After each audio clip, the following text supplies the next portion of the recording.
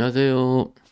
박선수TV의 박현사입니다. 오늘 두 번째 영상, 첫 번째 영상은 악플러들한테 하고 싶은 말을 좀 했고요. 두 번째는 주식 얘기해야죠. 제목은 불안하지 않다면. 일단 주식을 하면서 불안해하지 않았던 적이 있었나? 1년 기준으로 한 2달, 3달이었던 것 같아요. 그런데 지난 1월과 지난주까지 시장은 정말로 불안하게 보냈었죠. 한번 생각을 해볼까요? 불안해하는 요인이 뭘까?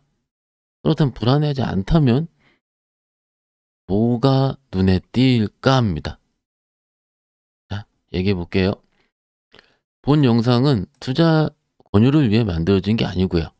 제작자 소속회사의 의견과는 관련이 없습니다. 투자 결정 시엔 전적으로 투자자의 책임과 판단하에 결정이 되어야 하고요.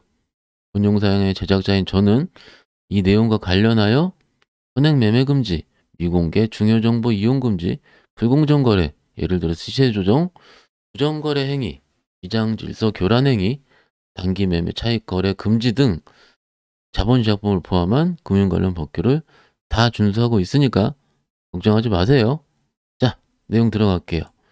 일단 지금 제가 불안해하지 않는다면이라 하면 우리가 불안해하는 이유가 뭐죠? 첫 번째, 저번 1월처럼 빠질까봐 1월까지 어떻게 빠져요? 크게 보면서 1월 달에 2591포인트까지 갔었는데 1월 28일 날 아주 죽는 줄 알아. 짜증나서 여길 깰까 안 깰까? 여기 깨면 다 죽는 것 같은데 코스닥은 이미 쌍바닥 한번 또 찍었죠. 하나 둘 셋. 지난주 화요일인가요? 며칠이에요 이게? 2월 15일이니까 화요일 맞네요. 화요일 날 이미 전저점을 깨버렸으니까 와 이거 불안하다. 올라오긴 했어도 4.5% 반등 나와도 이건 뭐 아직 멀었다. 나 주식 시작할 때 코스닥 언제예요? 최소 1000포인트 이상이었는데 1000포인트 이상에서 880포인트니까는 지수만 한 13%? 14% 깨진 거네. 지수만. 지수 숫자에서도 한 15% 깨진 겁니다. 그죠?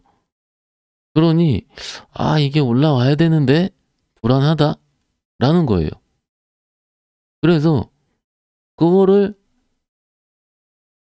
불안한 요인이 또 한 가지는 우크라이나에서 왜 난리를 피고 있고 맨날 봤었던 미국 인플레이션발 금리 인상 QT가 뭔지 맞죠? 금리 인상 3월 달에 50bp 빅 스텝으로 인상을 시킬지 아니다 25bp 일지. 요거 생각난 김에 BP 얘기해볼까요? BP? BP가 뭐예요? BP 여러분들 BP 주린이 분들 그래서 모르시는 분도 있던데 BP 뭘까요? 25bp 요런 거 할 때 잠깐만요. 이걸 이렇게 하면 보이겠죠. 요거를 베이시스 포인트라 그러죠.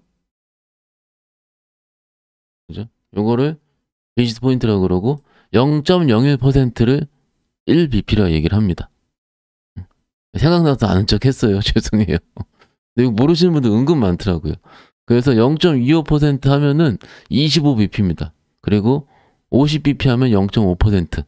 이렇게 금리 나타날 때 쓰는 기본 단위예요. 그래서 어쨌든 하다 보니까 뻘쭘하네. 인플레이션발 금리 인상 2등. 왜 빨리 공급망 병목 현상이 해결이 안 되는 거야? 어제 뉴스 보니까 어디죠? 포르쉐인가? 하여튼 어디에 그 배로 운송해 오다가 몇백 대가 불에 탔다고 하죠. 가뜩이나 병목 현상인데 자동차도 지금 이송해 오다가 이렇게 병목에 쌓이는 여러 가지 답답한 현상. 얘기할 거면은 밤새 얘기를 해야 되죠. 미국부터 시작을 해서. 그러나 그런 얘기는 많이 했고 저희 박선수 TV에서 뿐만이 아니고 다른 채널을 다 보실 수 있기 때문에 뺍니다. 여튼 이렇게 우크라이나 금리 인상 우리 고유의 리스크 그러면 너덜너덜하게 빠진 주식이 널려 있어요. 예를 들어서 이런 거였습니다. 너덜너덜하게 빠졌지만 안 쳐다봤었던 화장품. 정말로 이럴 때 저희 이런 거 볼 때마다 화를 냈었죠, 우리. 이럴 때 실적 발표 하니까 빠지고 안 좋을 것 같으니까 빠지고 하니까 또 빠지고 이렇게 거지를 만들어 놨다가 2월 초부터 그때 살짝 돌리는 거예요. 그리고 이때부터 뭐예요? 뭐 다시 리오프닝 한다느니 실적이 좋아진다느니 근데 꼭 2월 초에 그랬어야 되는 겁니다. 제 말은. 그러면 이 회사는 1월 말일까지는 일을 안 했었나? 그쵸? 시장의 섹터가 바뀐 거죠. 여튼 정말로 안 좋았었던 주식도 정말 작년 내내 쳐다보지 않았었던 주식도 이런 식으로 시장 뷰가 바뀌면서 좋은 주식이 될 수 있다는 겁니다. 이걸 사라는 얘기가 아니고 비슷한 걸로 LG생활광 이러죠, 그죠? 밑에서 많이 올라왔어요, 막상. 물론 여기 있으신 분들한테 의미가 없는 거죠. 그리고 또 많이 빠졌던 것 중 올라온 거 카카오뱅크. 그죠? 요점 대비해서 4만원짜리가 49,000원이 거의 20% 올라온 겁니다, 밑에서. 여튼 너덜너덜하게 빠진 주식이 널려 있다 이거예요. 그런데 이럴 때 시장 투자자들이 저도 그랬고요. 작년까지는 어떤 얘기를 했냐면 기관 및 외국인이 사는 주식을 보자라고 했습니다. 그러면 우리 박선수 TV의 전매 특허인 3412 화면에서 수급 분석을 한번 해볼까요? 이렇게 보일래나? 잠깐만요. 이렇게 하면 여기가 아니고 잠깐만요. 잘 보이죠? 그 왼쪽은 금요일날 기관 및 외국인이 산 주식을 소팅을 해놨고요. 금액별로. 오른쪽은 차트입니다. 그죠? 이렇게 볼게요. 외국인이 금요일날 코스닥에서 심텍 오른쪽 차트 바뀌어요. 카카오 게임즈, SM, 하인테크닉스, 로보로보, PHC, 웨거스터디, 인터파크, 엔지캠 보이시죠? 오른 것도 있고 빠진 것도 있고 섹터가 정해져 있지 않고 오른쪽 클래시스, 심텍 공통은 심텍 두 개네요. 심텍 외인기관 PCB는 공통이 되는 거 같네. LNF, 2차전지, SFA, OLED, 스티드 드래곤, 컨텐츠, 하태, 폴더블 하태도 공통이네. 독산의 메탈, 인테플러스, PCB, 파라다이스. 그러면 제가 봤을 때 결론은 뭐냐면은 뭘 것 같으세요? 전략이 없어 보여요. 지금 시장이 적당히 빠졌을 때는 전략이 있습니다. 근데 얘네들도 정신 못 차려요. 지금 제가 보기엔 연속적으로 사지도 않고요. 그죠? 연속적으로 사지도 않고 잠깐 들어왔다 말고 이런 겁니다. 이거를 두 가지로 얘기할 수 있어요. 첫 번째는 시장을 좋게 얘기하면 시장을 조금 그러더라도 나쁘게는 보지 않는다. 나쁘게 두 번째로 나쁘게 얘기하면은 얘네들도 뭔지 모른다예요. 그러니 우리 개인 투자자분들은 와 외인이 샀으니까 기관이 샀으니까 절대 그렇지 않고요. 종목들을 봤을 때 우리가 오른 주식을 보니까 주식의 공통적인 게 메이저가 매수했던 게 보이는 거죠. 다시 한번 오른 주식만 찾아보고 그 종목의 수급을 보니까 아 올라 있다라는 거예요. 메이저가 들어왔으니까 기관이든 외국인이든. 근데 아닙니다. 외인 기관이 사면서 빠진 종목들이 너덜너덜하게 있고요. 여기서 포인트는 뭐냐면 그냥 주가가 싸다라는 게 메리트입니다. 그러면 요 세 가지 줄에서 결론은 뭐예요? 여러분들 똑같다는 얘기입니다. 우리도 똑같이 할 수 있다는 얘기고. 그래서 빠진 주식이 메리트가 되는데 전조증후군만 안 깨지고 불안하지만 않다면은 해볼만 하지 않을까라는 거예요. 그죠? 당장 내일 주식 사야 되는데 아직은 아닌 것 같습니다. 근데 싸다라는 것 자체가 조금 메리트가 있는 것들이 조금씩은 생긴다라는 거죠. 그러니까 유일하게 전략을 구체적으로 얘기하는 것이 한경이죠. 짧게 얘기를 하지만 그 목요일 날 나오는 거기는 그냥 종목 추천을 하는 데니까는. 근데 뷰를 바꿨습니다.